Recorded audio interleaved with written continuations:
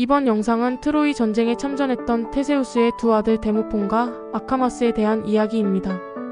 호메로스의 일리아스에는 아예 언급이 없지만 여러 소수들은 두 사람이 전쟁에 참전하였다고 합니다. 이들은 아테네가 아니라 에우보이아에서 출전하였는데 그 연유부터 알아볼게요. 데모폰과 아카마스의 어머니 파이드라는 크레테의 공주로 테세우스와 결혼해 이들을 낳았습니다. 하지만 파이드라는 전처의 아들 히폴리토스를 사랑하게 되어 불행한 최후를 맞았죠. 아이들은 어머니를 잃었고 테세우스는 아내를 잃었습니다.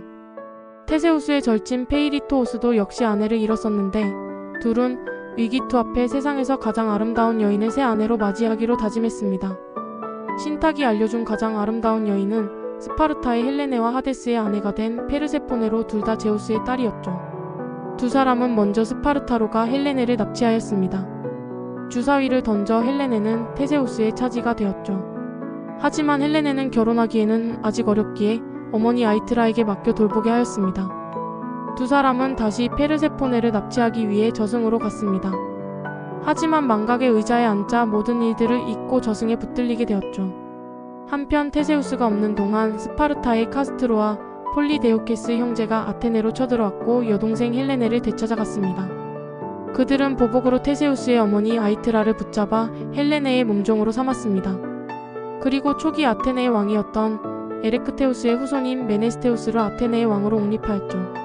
테세우스의 두 아들 데모폰과 아카마스는 달아나야 했습니다. 이들은 에우보이아의 엘레페노르에게 몸을 의탁했습니다.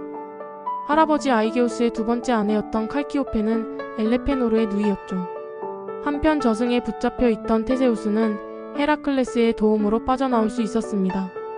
그가 아테네로 돌아왔을 때 그의 기반은 모두 없어지고 권력은 메네스테우스에게 완전히 넘어가 있었습니다.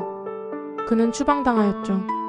테세우스는 스키로스의 왕 리코메데스에게 몸을 의탁하였습니다. 리코메데스는 처음에는 그를 환대하였지만 그에게 왕자를 빼앗길 것을 두려워해 또는 아테네의 메네스테우스에게 호의를 보이기 위해 테세우스를 절벽에서 밀어 살해하였습니다. 데모폰과 아카마스가 에우보이아에서 성장하는 동안 큰 충격이 그리스 세계를 뒤흔들었습니다. 최고의 미녀 헬레네가 많은 구원자들 중 메넬라우스와 결혼하였고 또 얼마 뒤 그녀가 트로이 왕자 파리스를 따라 트로이로 가버린 일이었죠. 이때 헬레네의 시녀였던 아이트라도 트로이를 따라가게 되었습니다. 전쟁이 시작되었고 에우보이아의 엘레페노르는 헬레네의 구원자였기에 40척의 함선을 동원해 출전하였습니다. 데모폰과 아카마스도 그를 따라 참전하게 되었죠. 전쟁이 시작되기 전 헬레네의 귀환을 협상하기 위해 디오메데스 등이 사절로 파견되었는데 이 사절단에 아카마스도 있었습니다.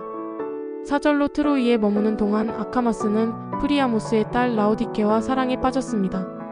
크레테의 공주 아리아드네도 테세우스에게 사랑에 빠졌었는데 공주를 사랑에 빠지게 만드는 집안의 고유 스킬이라도 있었던 것일까요? 결국 라오디케는 임신하여 무니투스라는 아들을 낳았습니다. 아카마스는 오래지 않아 돌아갔기에 라오디케는 헬레네의 시녀로 지내던 아이트라에게 아이를 맡겨 키우게 하였죠. 일리아스에는 라오디케가 안테노르의 아들 헬리카온의 아내로 등장합니다. 아마 전쟁으로 아카마스와 사랑이 이루어질 수 없자 다른 남자와 결혼하였나 봅니다. 전쟁은 10년이나 이어졌고 일리아스의 첫째 날 전투에서 엘레페노르는 전사하였습니다. 엘레페노르의 사후 데모폰과 아카마스가 에우보이아의 군사들을 이끌었을 것으로 추측됩니다. 둘은 또 트로이 목마 작전에 참가하기도 하였습니다. 트로이가 멸망하자 둘은 헬레네에게 할머니 아이트라의 해방을 요구해 구해내었습니다. 라오디케가 낳아준 무니투스도 데려갔죠. 데모폰과 아카마스의 귀한 길 역시 순탄하지 않았습니다. 함선들은 폭풍 우에 휩쓸렸고 그들은 트라케의 한 왕국에 닿았습니다. 이곳에는 필리스라는 아름다운 공주가 있었습니다. 트라케에 머무는 동안 데모폰은 필리스와 사랑에 빠졌고 두 사람은 결혼까지 하게 되었죠. 하지만 데모폰은 얼마 후 고향을 향해 떠났습니다. 필리스에게는 다시 돌아올 것이라고 약속하였죠. 집에서 기다리던 필리스는 길고 울창한 숲을 지나는 오솔길을 따라 그가 떠난 항구로 와서 그의 배가 돌아오기를 기다렸습니다. 오솔길을 따라 항구로 갈 때는 희망을 안고 갔지만 절망을 안고 돌아오기를 반복하였죠. 그녀는 9번이나 오솔길을 따라 항구로 왔지만 여전히 데모폰은 돌아오지 않았습니다. 절망한 그녀는 오솔길을 따라 집으로 돌아가다가 숲에서 목을 메어 죽고 말았습니다. 사람들은 필리스가 다녔던 그 길을 9번의 길이라고 부르며 그녀를 기렸죠. 한편 필리스를 가엾게 여긴 아테나는 그녀를 아몬드 나무로 변하게 만들었습니다. 하지만 이 나무는 다른 아몬드 나무들이 잎과 꽃을 피울 때에도 혼자만 꽃을 피우지 못하고 메말라 있었습니다. 얼마 뒤 데모폰이 트라케로 돌아왔습니다. 그는 아내의 죽음을 알고 슬퍼하였죠. 그는 필리스가 변한 나무를 찾아 나무를 마치 필리스인 것처럼 껴안았습니다. 그러자 메말랐던 나무는 꽃을 활짝 피웠다고 합니다. 슬프지만 아름다운 이야기입니다. 하지만 둘의 사랑이 좋지 않게 끝났다는 이야기도 있습니다. 둘이 사랑을 하고 결혼한 것까지는 동일합니다. 데모폰이 돌아오기를 약속하며 고향으로 떠나려 할 때 필리스는 그에게 목함을 하나 주었습니다. 절대 열지 말고 이곳으로 돌아올 희망을 잃게 되었다고 생각될 때 열어보라고 당부하였죠. 의도였는지 우연이었는지 데모폰의 배는 키프로스까지 가게 되었고 그는 그곳에 정착하여 필리스를 잊어버리고 말았습니다. 남편이 돌아오기만을 기다리던 필리스는 지쳐갔고 결국 그를 저주하며 죽고 말았습니다. 그 시간 데모폰은 필리스가 준 목함을 떠올리고는 호기심에 열어보았습니다. 무엇을 본 것일까요? 데모폰은 겁에 질려 말을 재촉하였습니다. 채찍으로 말을 쳤지만 그것은 채찍이 아니라 칼이었죠. 그는 말과 함께 쓰러졌고 자신의 칼에 찔려 죽고 말았습니다. 데모폰이 키프로스에서 죽었다는 것은 일부에서 전해지는 이야기로 대체로는 아테네로 귀향하였다고 합니다. 메네스테우스가 멜로스 섬에 머물며 돌아오지 않은 반면 테세우스의 아들들이 할머니를 되찾아 귀향하자 아테네 시민들은 그들을 환영하였고 데모폰을 왕으로 옹립하였습니다.